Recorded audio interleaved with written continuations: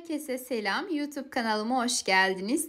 Bugün sizlere kabarmalara doyamayan pamuk gibi yumuşacık pastane usulü tahinli açma tarifi vereceğim. Hemen başlayalım. Öncelikle tarifimiz için 5 su bardağı unu uygun bir yoğurma kabının içerisine alıp üzerine bir silme yemek kaşığı kadar toz şeker ilavesi yaptıktan sonra un ve şekeri bir güzel karıştırıp unumuzun orta kısmına bir çukur açalım.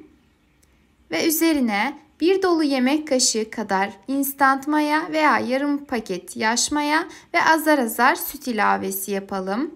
Kullandığım su bardağı ölçüsü 200 mililitredir. 200 mililitrelik su bardağı ile toplamda 1,5 su bardağı kadar süt kullandım. Hangi bardakla unu ölçecekseniz o bardakla da sütünüzü ölçmenizi tavsiye ediyorum. Süt ilavesi yaptıktan sonra yarım çay bardağı kadar sıvı yağ ekleyip ardından da bir silme yemek kaşığı kadar tuz ilavesi yapıp karıştırmaya devam ettim. Ta ki hamur karıştırılmayacak kıvama gelinceye kadar. Ardından kaşığı çıkartıp elimle yoğurmaya başladım. Tamamen pürüzsüz ve güzel bir kıvam alıncaya kadar yoğuralım. Hamurumuzun kıvamı kulak memesi kıvamında ve ele yapışmayan olması lazım.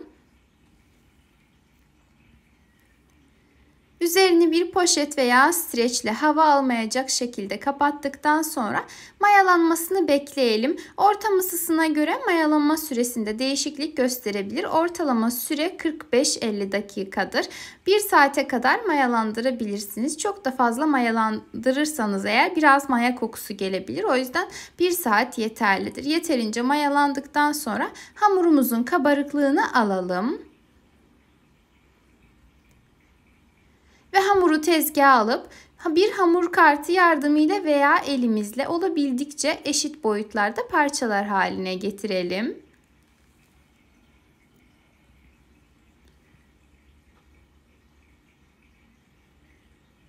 Ve elde ettiğimiz hamur parçalarından bezeler yapalım. Bu aşamada yine elimizle kontrol ederek bezelerimizin boyutlarını eşitleyelim.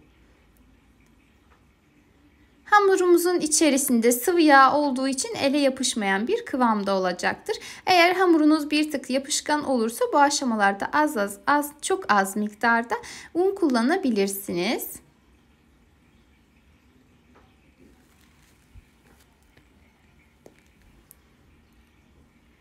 Bezelerimizin tamamını hazırladıktan sonra üzerlerini bir bezle veya poşetle kapatıp 10 dakika kadar bu şekilde dinlendirelim. Yeterince dinlendirdikten sonra şimdi geçelim diğer aşamaya. Bu aşamada üzerlerine azar azar ortalama bir dolu çay kaşığı kadar tereyağı ilavesi yapalım. Yani bu şekilde yerleştirelim. Eğer tereyağı kullanmak istemezseniz margarin de kullanabilirsiniz ama oda ısısında bekletilmiş olmasına özen gösterelim. Hamurlarımızın tamamını aynı şekilde hazırladıktan sonra hamurlardan bir tanesini tezgaha alıp elimizle üzerinden bastırarak açmaya başlayalım.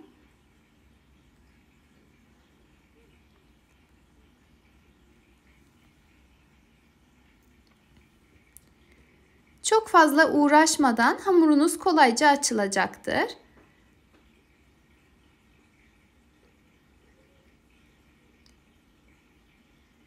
Hamurumuzu bu şekilde açıp hazırladıktan sonra hamurun baş kısmından olacak şekilde üzerine tahin sürelim. Ben tahinin içerisine birazcık da şeker kattım. Daha da lezzetli olması için sizler de dilediğiniz oranda şekerli olarak hazırlayabilirsiniz. Eğer şekerli yapmak istemezseniz sadece tahin kullanabilirsiniz. Hatta tahinli yapmak istemezseniz bile sade olacak şekilde hazırlayabilirsiniz.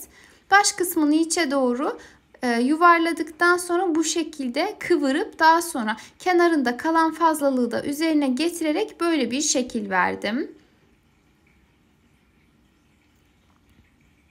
Eğer bu şekli yapmakta zorlanırsanız farklı şekiller de verebilirsiniz.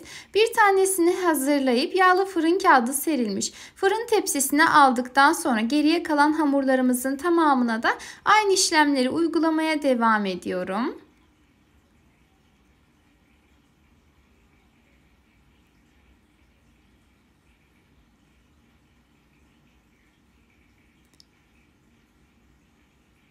Önce üzerine tahin sürelim. Bu arada tahin yerine isterseniz sürülebilir çikolata, yani kahvaltılık çikolata da kullanabilirsiniz. Çok çok yakışacaktır. Ama tahin de tabii kendi lezzeti var.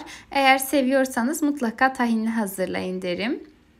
İçe doğru kıvırdım. Daha sonra baş kısmını da üzerine getirip bu şekilde hazırlıyorum. Tamamı eşit ve çok çok güzel olmayabilir görüntüleri, ama daha sonrasında piştikten sonra görüntüsü düzelip güzelleşecektir. İçerisindeki tahin çıkmasın diye bu şekilde çok daha güzel oluyor.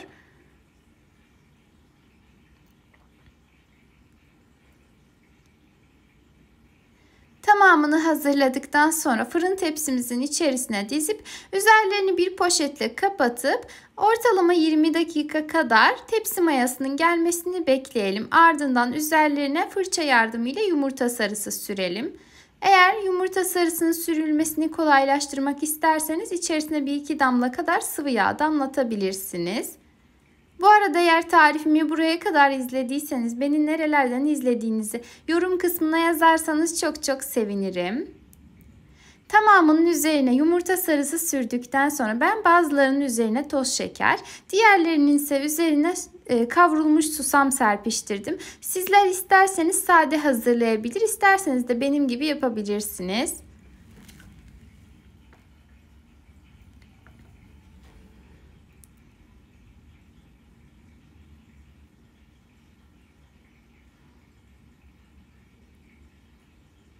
Ve tahinli açmalarımız artık fırına gitmeye hazırdır. Şimdi önceden ısıtılmış 180 derece fırında üzerleri nar gibi kızarıncaya kadar pişirip ardından servis edebilirsiniz. Sıcak haliyle servis edilebilir. İçerisi kesinlikle hamur olmaz, merak etmeyiniz. Ama bir 5 dakika kadar dinlenme süresi bırakırsanız çok daha güzel olur.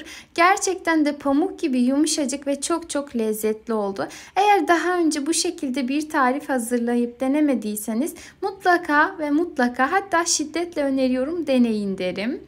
Kesinlikle çok çok lezzetli bir tarif. Eğer beğendiyseniz beğeni bırakabilir, yorum yazabilir, kaydedebilir ve de aşağıdaki paylaş butonuna tıklayarak paylaşabilirsiniz. Bir sonraki videolu tariflerimden haberdar olmak isterseniz eğer kanalıma ücretsiz bir şekilde abone olarak bildirim zilini tüm olacak şekilde etkinleştirmeniz yeterli. Şöyle gördüğünüz gibi içi de çok güzel bir şekilde pişmiş ve de kat kat olmuş. Ve sizlerle birlikte bir videolu tarifimin daha sonuna geldik. Yepyeni tariflerde görüşmek üzere. Kendinize çok çok iyi bakın. Allah'a emanet olun.